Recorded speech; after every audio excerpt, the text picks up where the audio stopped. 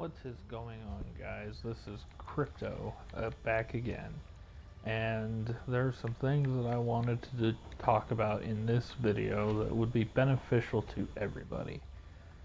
First off, ESO is packed full of content. There are things that the game does not tell you right off the bat, such as controller settings, camera, combat settings, and so on and so forth.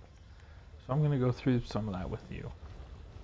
First off, as you can see, I play on Xbox and I am zoomed out. If you press down on D-pad and move your right analog stick back and forth, you can adjust how far back you are. This really helps when trying to keep track of AoEs, knowing what is around you. If we go into the options, we can adjust our camera, more specifically our horizontal position, which dictates how far left and how far right it moves. Our offset kind of does the same thing, just a little differently.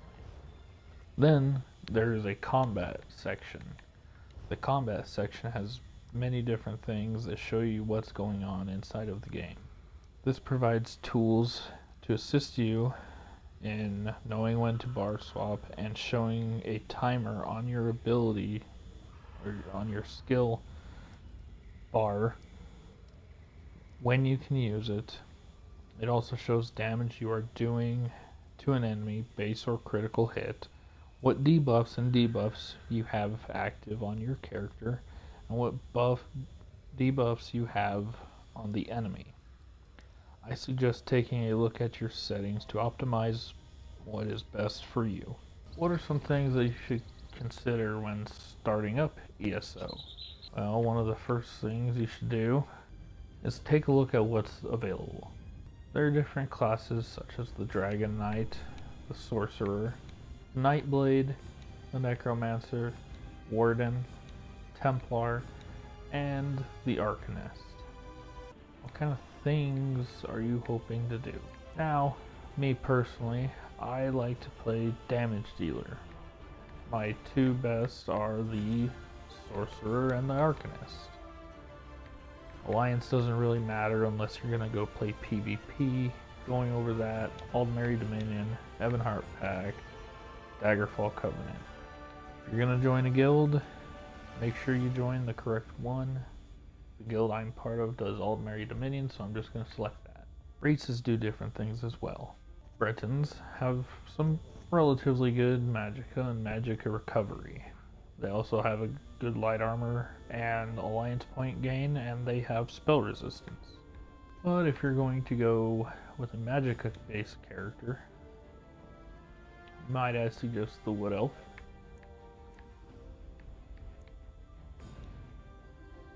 The Dark Elf, or the High Elf. If you're wanting to be a tank, I'm going to suggest the Nord or an Argonian, as they have the best resistances in the game.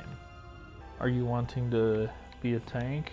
You could also go Necromancer, but do keep in mind that using certain Necromancer abilities in a town is a criminal act.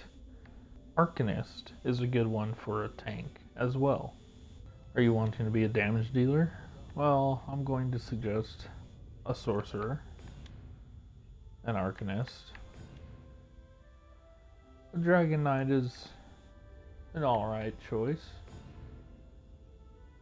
Maybe a Nightblade. It should also be decided early on what role you want to play. If you want to be a tank, then what I suggest you doing is going into your attributes or your character sheet here, and you can see that there's magicka, health, and stamina. If you want to play a tank, I recommend putting all 64 of your points into health. I play a stamina damage dealer, so as you can see I have 64 points into stamina, and these are the attribute points that you'll hear a lot of. Magicka is also a good option for damage dealers, but stamina has been better. If you want to play solo, you might want to look into specking between the both of these. as health and stamina will benefit you greatly. There are also different skills in Elder Scrolls Online. The first that you'll find are your class skills. There are 3 of these, and each has different skills and passives that you can use. If you're playing a sorcerer, you will have Daedric Summoning, Dark Magic, Stormcaller. If you're playing an Arcanist like me, you'll have Herald of the Tome, Soldier of Apocrypha, and Curative Rune Forms. Then there are the weapon and armor skills. These come from using specific weapons in-game. You use a sword and a shield. You'll unlock the one-handed shield. If you use two-handed, same thing. You'll unlock the two-handed, dual-wield, and so on. Same with armor. If you wear a lot of light armor, you will unlock this skill tree. Same with medium armor and heavy armor. Guild skills, such as the Fighters Guild, the Mages Guild, the Psijic Order, and Undaunted. These are unlocked by joining a guild, such as Undaunted or the Fighters Guild. Again, all fashioned with their own skills and passives. If you look into Mages Guild, you have to do certain quests to level this up. Whereas the Fighters Guild, you can level this up by using abilities from this skill tree. And finally, there are racial skill lines. These skill lines give you different passive abilities. You will always have these as you are playing the race that you have chosen. There are many other different skill trees, but those are some of the main ones, just to give you an idea of how it looks. Crafting in Elder Scrolls Online is very important for endgame. Collect what you can, and if you start finding yourself getting a little light on space, you can go to a major city such as Grotwood, where you can find a banker to store all of that stuff, so that you can go back later on a crafting character to learn and research things. It's a good idea to have a separate character for all of this, as you can put all of your skill points into crafting, tailoring, enchanting, provisioning, and so on, so that you can make the best possible gear and weapons for your other characters.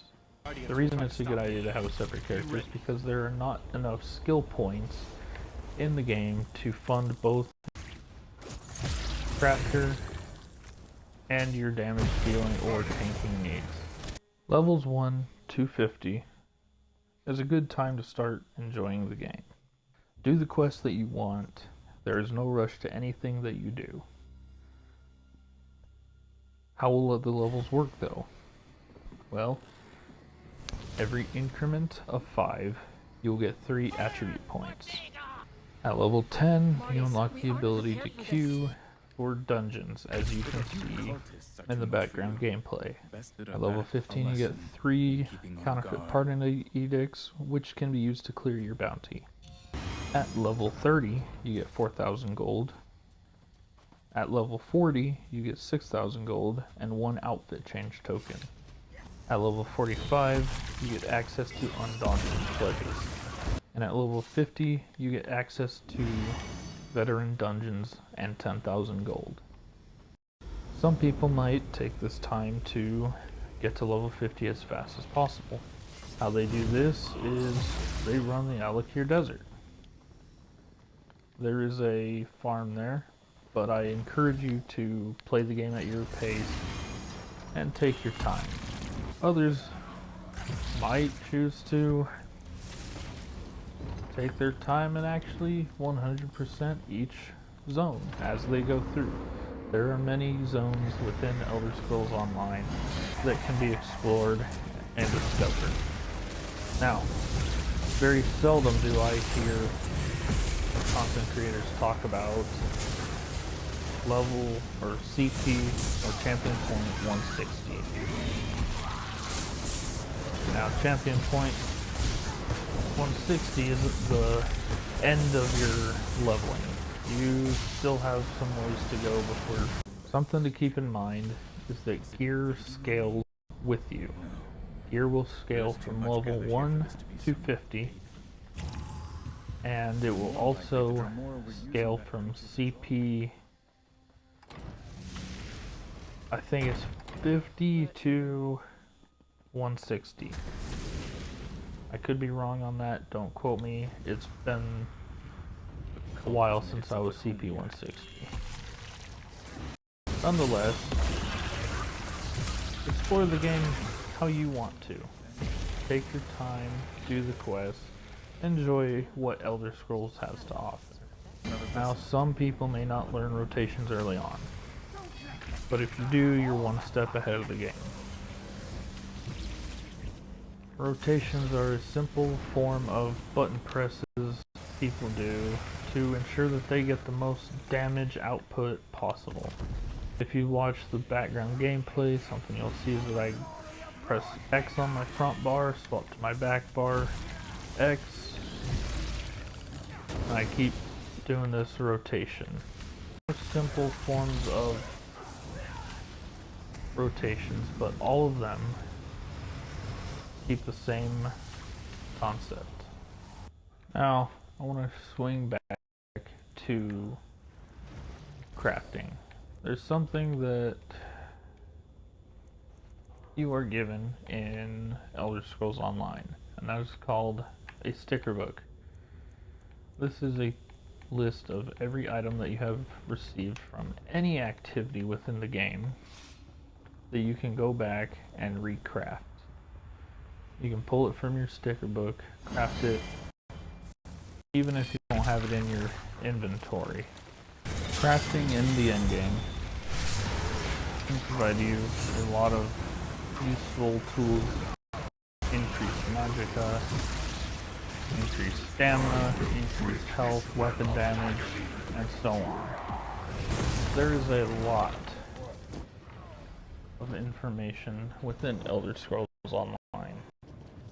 So remember, guys, if you are looking for a group to play Elder Scrolls Online with,